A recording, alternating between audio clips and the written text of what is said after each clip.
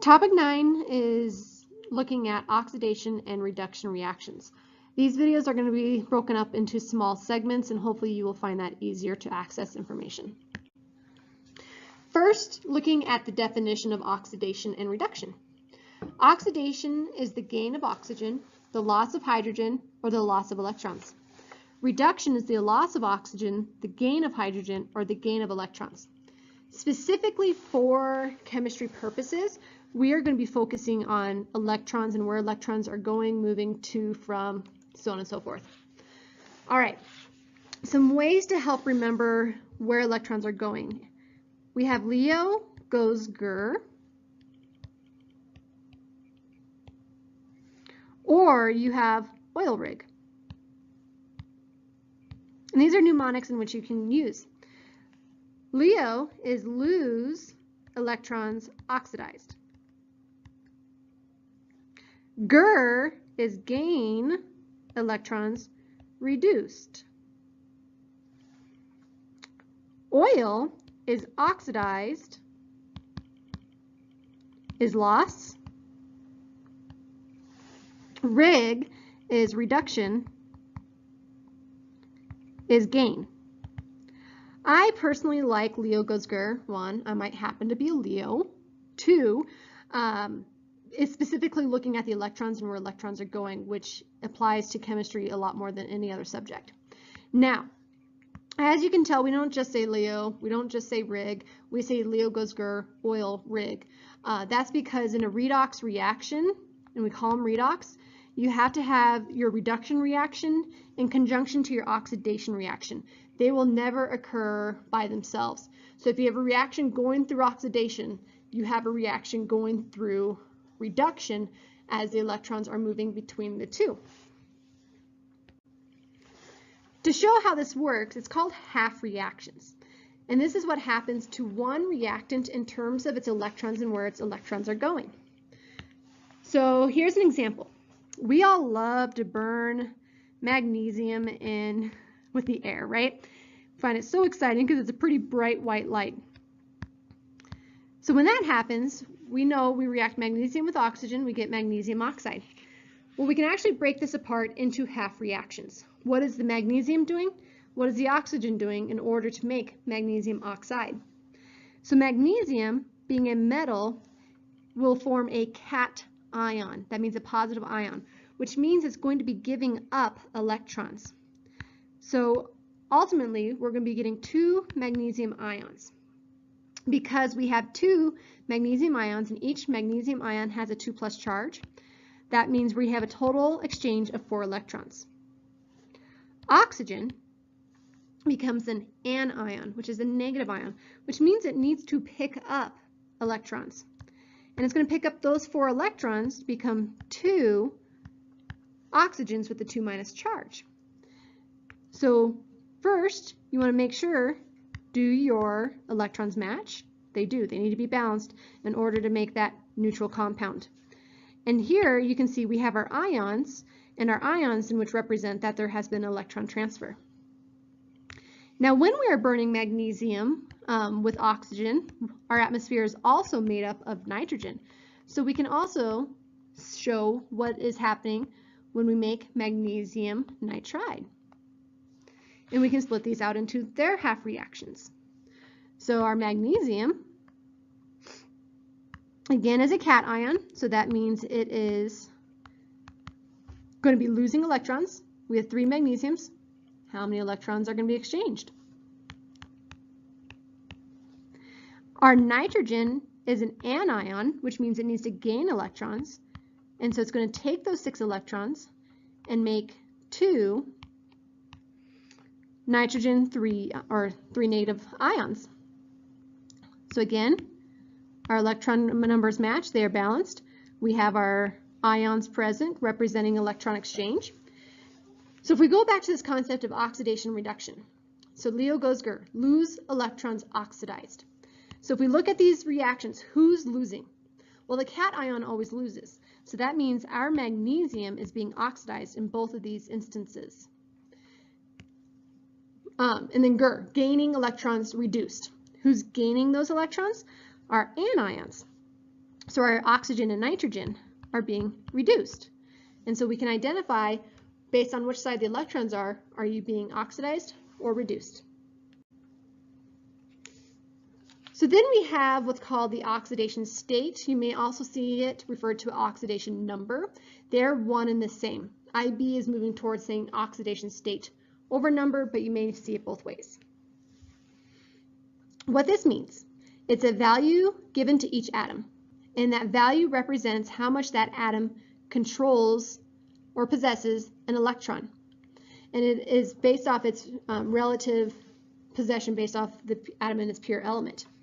We also call it its apparent charge of the atom, so kind of like its set charge if it was to gain or lose electrons based off its placement in the periodic table. Predicting the oxidation state for an ionic compound, extremely easy. It's based off the charge it has based off the placement in the periodic table. Covalent compounds are a little bit more difficult, and what they do to assign an oxidation state is they exaggerate that unequal sharing of electrons that occurs with covalent compounds, and it's based off electronegativity. So they're going to look at which nonmetal gains the electrons more or loses the electrons more, and they track it based off the relative electron density when they look at the compound under a microscope. And then they can then assign a value based off what that looks like. When you're writing the oxidation state, we're going to use a positive and a negative. A positive means that the atom has lost electron control, therefore it's becoming more positive. A negative represents an atom that has gained electron control, therefore gaining electrons, more negative. And then we're going to write a value, and this is the number of electrons over which control has exchanged. Now, two different things you need to look at.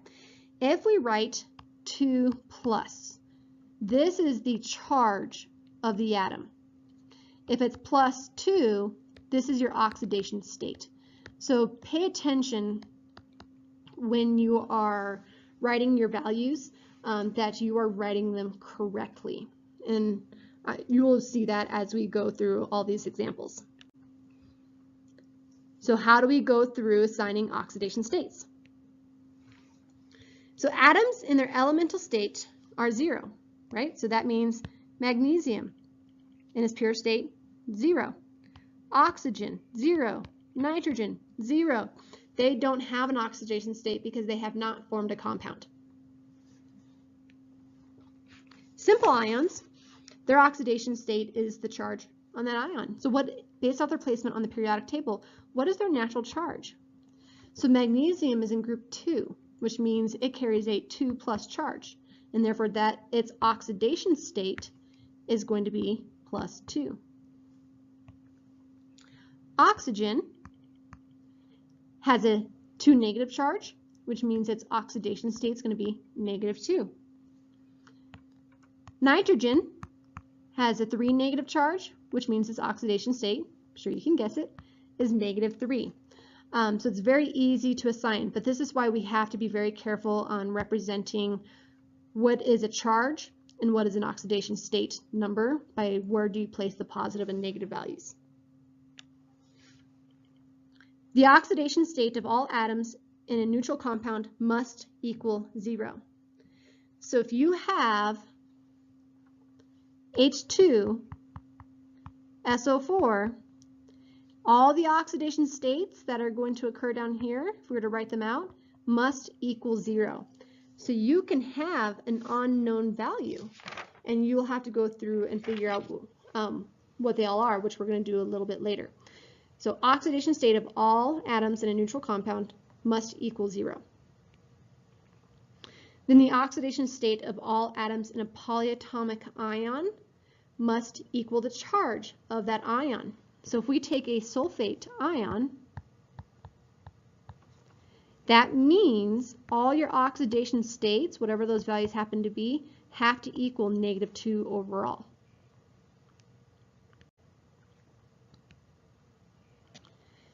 The usual oxidation state or charge is the charge of the most common ion. And so there's this table, you can copy it down if you want to, but for the most part it's pretty self-explanatory.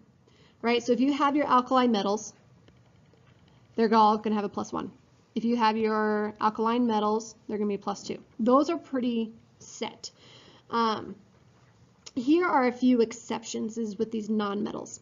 So fluorine will always have a -1. Reason being, it's the most electronegative element on the periodic table. It wants the electron the most, therefore it's always going to have that state.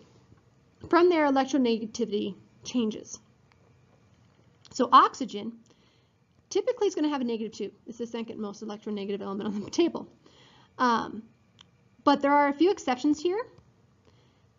And so like in H2O2 and hydrogen peroxide, it is -1. In OF2, it's going to be +2. The reason being, especially for the OF2, F is always -1. So if we have F is always going to be -1, and this has to equal 0, right? That means oxygen has to be +2, so on and so forth.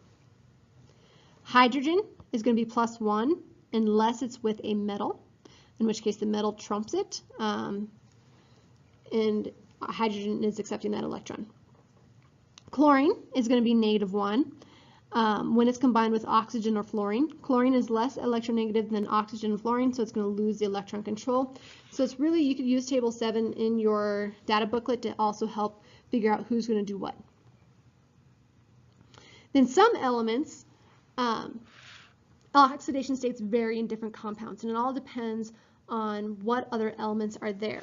So some elements that do this, that are a little bit more finicky: nitrogen, phosphorus, sulfur, all transition metals, tin, and lead. So what you want to do is you want to identify what you know first. Okay, so let's look at H2SO4. It is a neutral compound, so we want to make sure that our oxidation states equal 0. What do we know first? We know hydrogen is going to be a +1 because there's not a metal present. We know oxygen is going to be -2, okay, because the exceptions do not apply. So that means, what is sulfur? It is one of these that can vary. Well, if we go through and look, 4 times -2 is, this needs to be 2. So we have a +2 overall. We have a -8 overall. To balance that out, we need a +6. So at this point, sulfur is +6. If we have, let's say, SO3 with a 2 negative charge, so that means they all need to equal -2. Well, we have oxygen is 3 times -2, so that's an overall -6. We need to make sure that we have a -2 remaining, so that means sulfur has a +4 charge here. So if I was asked to ask you, which compound does sulfur have more electron control? That means it needs to have a number closer to 0. And that's going to be this guy. Because over here, the +6 shows that it's a higher number. You've lost electron control. Lastly, assigning oxidation states to a transition metal and a complex ion. The two things you need to look at: the charge of the ligand and the overall charge that may be in the whole complex.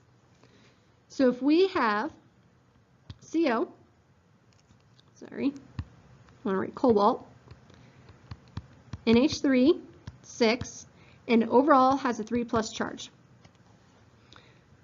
So the ligand ammonia, that is a neutral ligand. Okay, so that's 0. We want to make sure the whole thing equals +3. So cobalt needs to be +3. If we have copper chloride, the 2 negative. So chloride has a natural ion, -1. There are 4 of them. We want to make sure that the total score equals -2. That means that if we have a -4, we want a -2 remaining. Copper has a +2 oxidation state. And then if you go through and look at naming of transition metals, if you remember the naming rules, you had to use Roman numerals to represent which version of the metal we're using. Well, guess what? Those Roman numerals actually represent the oxidation state, which is really cool, makes naming a lot easier for us to use. So when you're looking, if they say, what is the oxidation state of copper 1 oxide? Well, it's copper 1 plus 1. So it makes it a lot easier to understand how naming rules and conventions started to occur and all the overlap that occurs with it. Then lastly, during a reaction, the oxidation states may change in value as things may be breaking apart or forming. So we're going to look at this. The more negative an atom becomes, the more reduced it is. Therefore, it's gaining more control over the electrons. The more positive it is, the more oxidized it's becoming, and the less control that atom has over those electrons. So let's look at a couple of examples. Hydrogen, oxygen makes water. Well, H2 is its natural state. O2 is its natural state. So their oxidation states are 0. Hydrogen, so then we look at water. We know hydrogen has to be +1, and oxygen has to be a -2, based off their placement in the periodic table. So now let's see how they changed. So hydrogen went from 0 to a +1. Oxygen went from a 0 to a -2. So who's being oxidized? Who's being reduced? Hydrogen is going from 0 to +1, so it lost electrons. Lose electrons, oxidized. Oxygen is going from 0 to -2. More negative, gain electrons, reduced.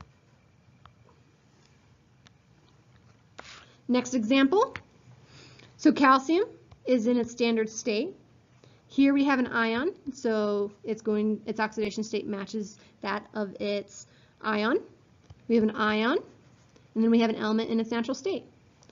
All right, so calcium goes from 0 to +2. Tin goes from +2 to 0. So calcium's going more positive, so that means it's being oxidized, lose electrons, oxidized.